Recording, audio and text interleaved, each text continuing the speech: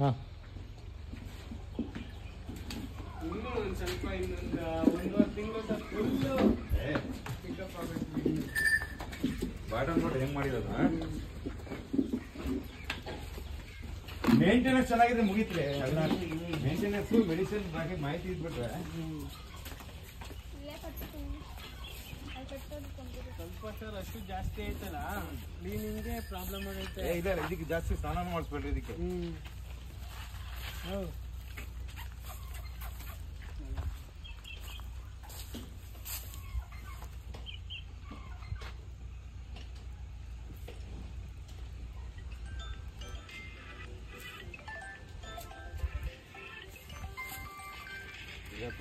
ಖುಷಿ ಆಗ್ಬಿಡ್ತು.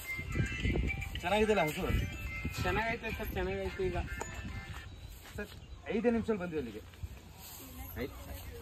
ಇಲ್ಲಿ 5 ನಿಮಿಷದಲ್ಲಿ ಬಂದ್ವಿ, ಹತ್ರ ಇದೀವಿ. ಬೋಗದೇನಿ ಸರ್, ಬೋಗದಿ 5 ನಿಮಿಷ. ಚೆನ್ನಾಗಿದಿಲ್ಲ ಹಸು. ಸಾಕೋದ್ರ ಮೇಲೆ ಡಿಪೆಂಡ್ ಅವೇನಾ, ನಾವು ಹೇಗೆ ಸಾಕ್ತೀವಿ ಅದ್ರ ಮೇಲೆ ಡಿಪೆಂಡ್. ಖುಷಿ ಆಯ್ತು. ಸತ್ತೋಯ್ತೈತೆ ಸರ್, ಇನ್ನೇನು ಸತ್ತೋಗಕ್ ಬಂದು ಬದುಕ್ತಿರೋದು ಇದನ್ನ ಮಾತ್ರ. ಭಾರಿ ರಿಸ್ಕ್ ಕೊಟ್ಟು ಚೆನ್ನಾಗೈತೆ ಸರ್. ಈಗ ಅಂದ್ರೆ ಇದು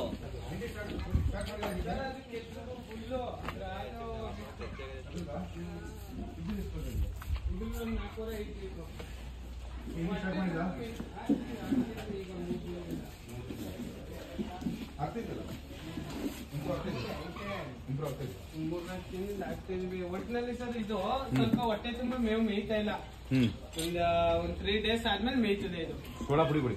ಒಟ್ಟಿನಲ್ಲಿ ಏನು ನಮ್ಮ ಹಸುಗಳೇ ಸರ್, ಏನ್ ತೊಂದ್ರೆ ಇಲ್ಲ. ಚೆನ್ನಾಗಿದೆಯಲ್ಲ.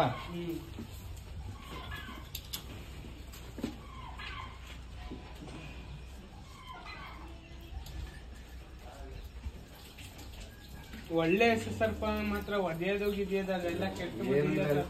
ಯಾವುದೇ ವಸ್ತು ಪ್ರೀತಿಯಿಂದ ನೋಡ್ಬಿಟ್ರೆ ಏನೂ ಆಗಲ್ಲ ರೀ. ಅದಕ್ಕೆ ಏನ್ ಮಾಡ್ತಾ ಗೊತ್ತಾ, ಹೊಡಿಯೋದು ಪಡಿಯೋದು ಮಾಡ್ತಾರೆ.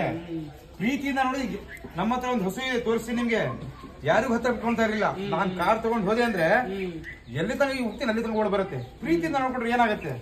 ನಿನ್ನೆ ಎಲ್ಲ ಫಾರ್ಮ್ ಅಲ್ಲೇ ಇದ್ದೆ ಸರ್ ನಾನು. ನೀವು ಹೇಳಿದ್ಮೇಲೆ ಫಂಕ್ಷನ್ ಐತೆ ಅಂತ ಸರ್ ಅಲ್ಲೋದೆ.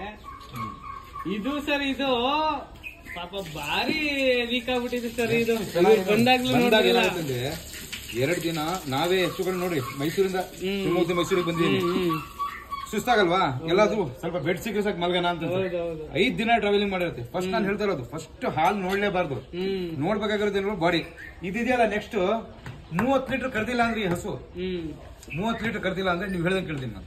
ಕರಿಯಲ್ವಾ ಇದು? ಕರೀತದೆ ಸರ್.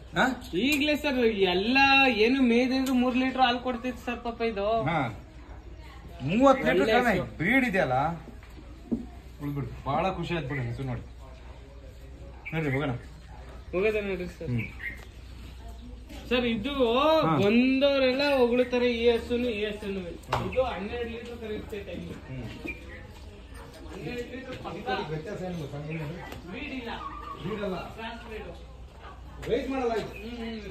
ಮ್ಯಾಕ್ಸಿಮಮ್ ಇದು ಇದೆಯಲ್ಲ. ನೆಕ್ಸ್ಟ್